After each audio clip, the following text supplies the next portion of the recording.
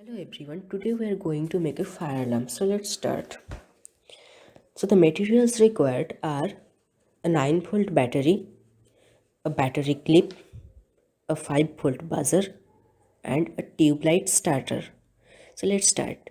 So you can see that I am connecting the positive end of the buzzer with the positive wire which will be connected to the battery. Now here you can see a tube light starter and it has a capacitor. Now the capacitor we have to remove, otherwise the fire alarm will not work. So I am removing it. Okay.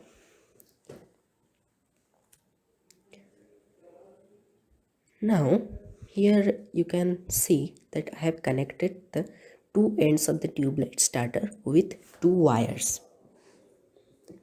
Now it has no positive or negative end.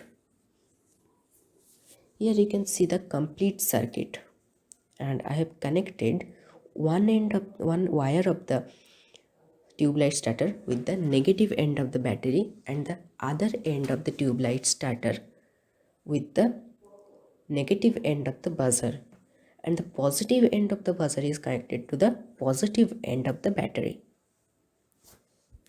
Now this is the final circuit.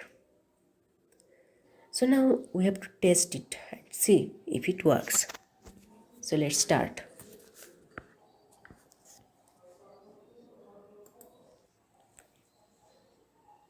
Yes, it's working. Now the reason behind this is that when the heat is applied, the resistance of the material inside the tube light starter decreases. As a result, the circuit becomes closed and the current flows through it, blowing the buzzer.